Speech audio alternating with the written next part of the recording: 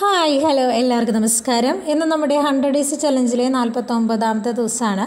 ഇന്ന് നമ്മൾ പഠിക്കാൻ പോകുന്നത് 4 ടോപ്പിക്സാണ്. ആൽക്കലൈൻ എർത്തലോഹങ്ങളെക്കുറിച്ച് പഠിക്കും, പിന്നെ ലോഹ നിർമ്മാണ പ്രക്രിയകൾ, പിന്നെ അലോഹ സംയുക്തങ്ങളെക്കുറിച്ചും ഡിസ്കസ് ചെയ്യും. ഓക്കെ, അപ്പോൾ വേഗം നോക്കാം. ആൽക്കലൈൻ എർത്തലോഹങ്ങൾക്ക് ഒരു ഉദാഹരണമാണ് മഗ്നീഷ്യം. മഗ്നീഷ്യം ഹരിതകത്തിൽ അടങ്ങിയിരിക്കുന്ന ലോഹമാണ്, അതായത് ക്ലോറോഫില്ലിൽ അടങ്ങിയിരിക്കുന്ന ലോഹമാണ് മഗ്നീഷ്യം. അതുപോലെ രാസസൂര്യൻ എന്നറിയപ്പെടുന്ന ലോഹം മഗ്നീഷ്യമാണ്. ഇനി മഗ്നീഷ്യത്തെക്കുറിച്ച് പഠിക്കുമ്പോൾ രണ്ട് പ്രക്രിയകൾ നമ്മൾ പഠിച്ചു വയ്ക്കണം. ഡോ പ്രക്രിയയും പിഡ്ജിയൻ പ്രക്രിയയും. ഓക്കെ, അപ്പോൾ പിഡ്ജിയൻ പ്രക്രിയയിലൂടെ ഉൽപ്പാദിപ്പിക്കുന്ന ലോഹം ഏതാണെന്ന് ചോദിച്ചാൽ അത് മഗ്നീഷ്യമാണ്. അതുപോലെ സമുദ്രജലത്തിൽ നിന്നും മഗ്നീഷ്യം വേർതിരിച്ചെടുക്കുന്ന പ്രക്രിയയാണ് ഡോ പ്രോസസ്സ് എന്ന് അറിയപ്പെടുന്നത്. സോറൽ സിമൻറ്റ്, കൃത്രിമ കല്ലുകൾ ഉണ്ടാക്കാൻ ഉപയോഗിക്കുന്ന മഗ്നീഷ്യം സംയുക്തമാണ് സോറൽ സിമൻറ്റ്. ഈ സോറൽ സിമൻറ്റ് മഗ്നീഷ്യം സിമൻറ്റ് എന്ന് അറിയപ്പെടാറുണ്ട്. ഇനി മഗ്നീഷ്യം ക്ലോറൈഡിൻ്റെയും മഗ്നീഷ്യം ഓക്സൈഡിൻ്റെയും മിശ്രിതമാണ് ഈ സോറൽ സിമൻറ്റ് എന്ന് പറയുന്നത്. ഏതിൻ്റെയൊക്കെയാണെന്ന് ഓർത്ത് വയ്ക്കുക, മഗ്നീഷ്യം ക്ലോറൈഡും മഗ്നീഷ്യം ഓക്സൈഡും. ഇനി what is milk of magnesia എന്ന് പറയുന്നത് മഗ്നീഷ്യം ഹൈഡ്രോക്സൈഡിനെയാണ് കേട്ടോ മിൽക്ക് ഓഫ് മഗ്നീഷ്യ എന്ന് പറയുക. അൻറ്റാസിഡായി പ്രവർത്തിക്കുന്ന ഒരു സംയുക്തമാണ് മിൽക്ക് ഓഫ് മഗ്നീഷ്യ എന്ന് അറിയപ്പെടുന്നത്. ഓക്കെ, മഗ്നീഷ്യം ഹൈഡ്രോക്സൈഡാണത്. ഇനി മഗ്നീഷ്യം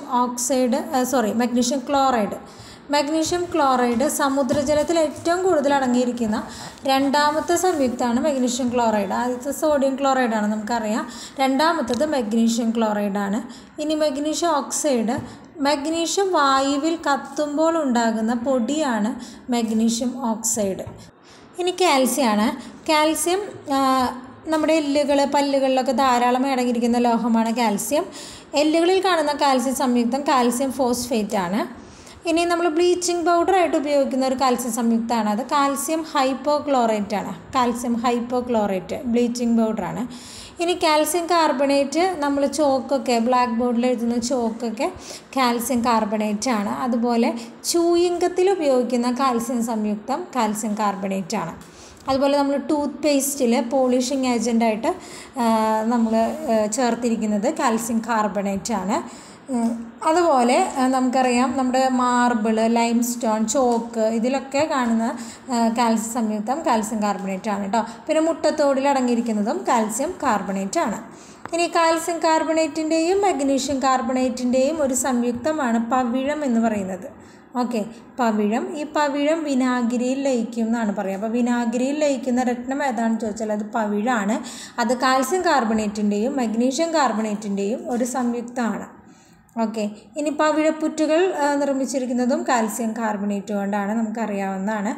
ഇനി കാൽസ്യം ഹൈഡ്രോക്സൈഡ്, കുമ്മായക്കൂട്ട് നിർമ്മിക്കാൻ ഉപയോഗിക്കുന്ന കാൽസ്യം സംയുക്തമാണ് കാൽസ്യം ഹൈഡ്രോക്സൈഡ്. അതുപോലെ ജലത്തിൻ്റെ കാഠിന്യം മാറ്റാൻ നമ്മൾ ഉപയോഗിക്കുന്ന കാൽസ്യം സംയുക്തം കാൽസ്യം ഹൈഡ്രോക്സൈഡാണ്. ഇനി എന്താണ് പോർട്ട്ലാൻഡ് സിമൻറ്റ് എന്ന് പറയുമ്പോൾ സാധാരണ ഉപയോഗിക്കുന്ന സിമൻറ്റിനെയാണ് പോർട്ട്ലാൻഡ് സിമൻറ്റ് എന്ന് പറയുക. സിമൻറ്റിൽ ഏറ്റവും കൂടുതൽ അടങ്ങിയിരിക്കുന്ന പദാർത്ഥം കാൽസ്യം ഓക്സൈഡാണ്.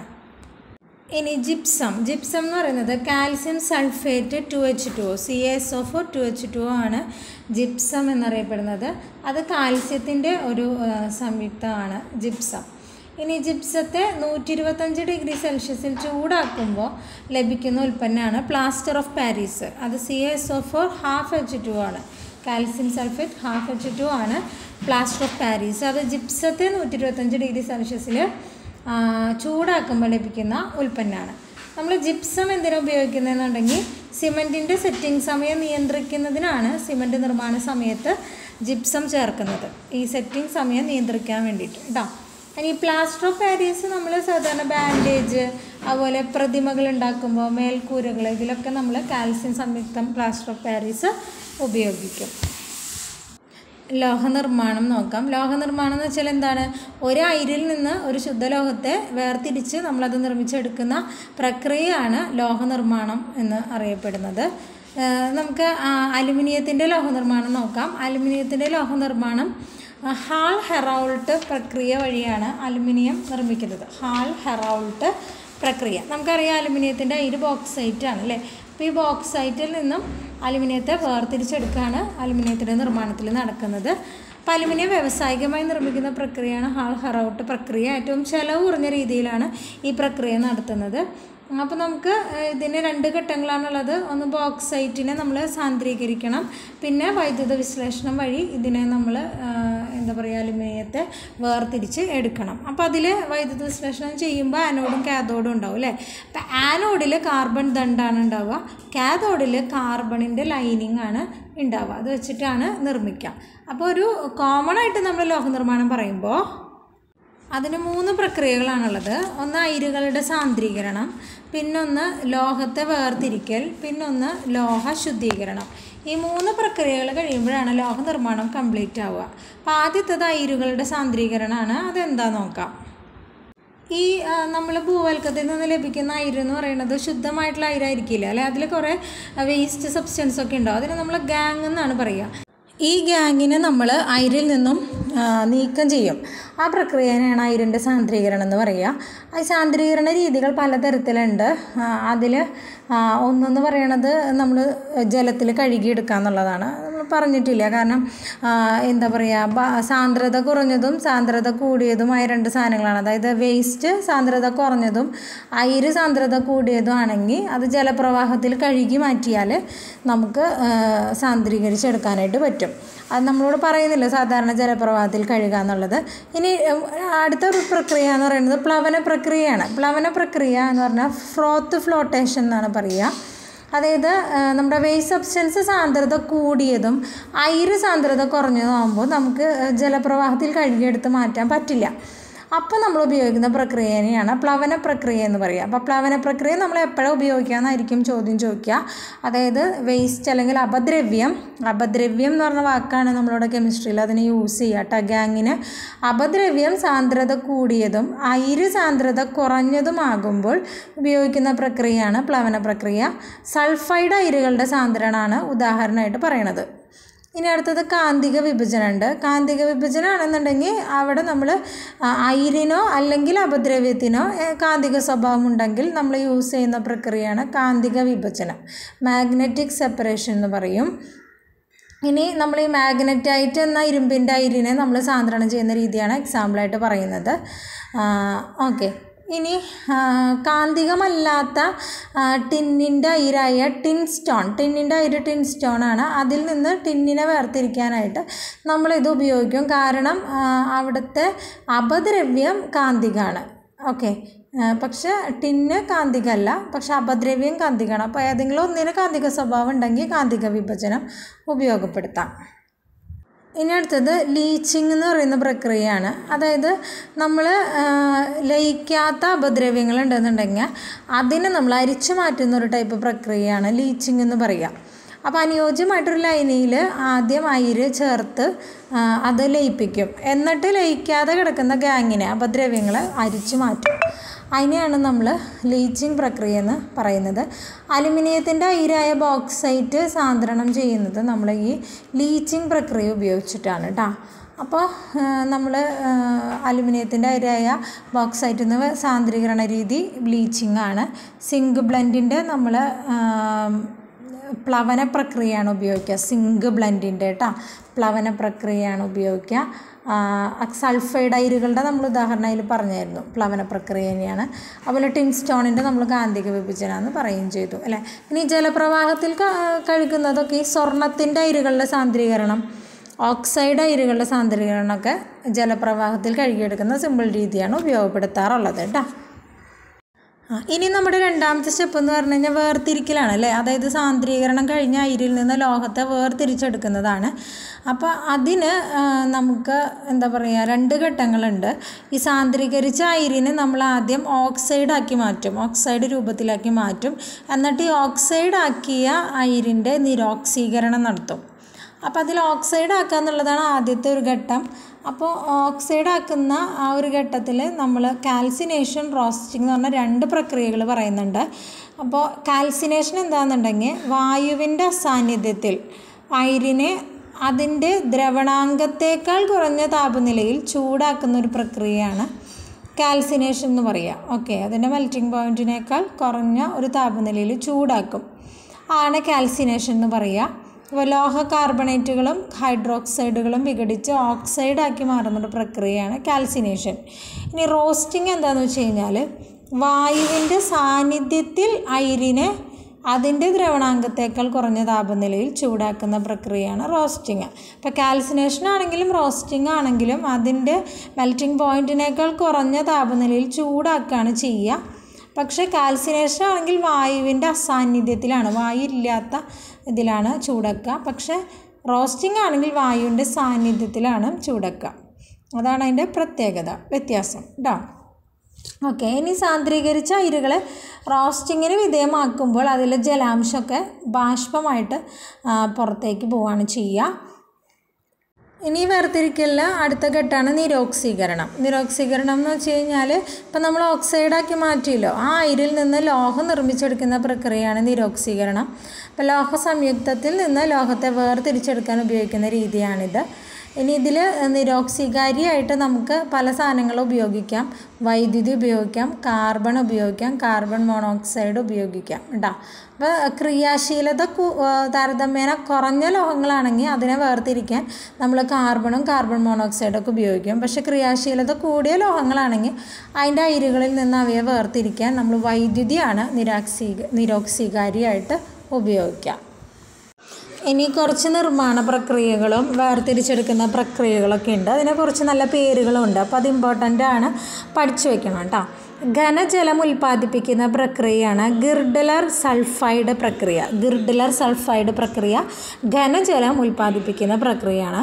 ഇനി ഡീകൺസ് പ്രക്രിയ, അത് ക്ലോറിൻ വാതകത്തിൻ്റെ ഉൽപ്പാദന പ്രക്രിയയാണ് ഡീകൺസ് പ്രക്രിയ.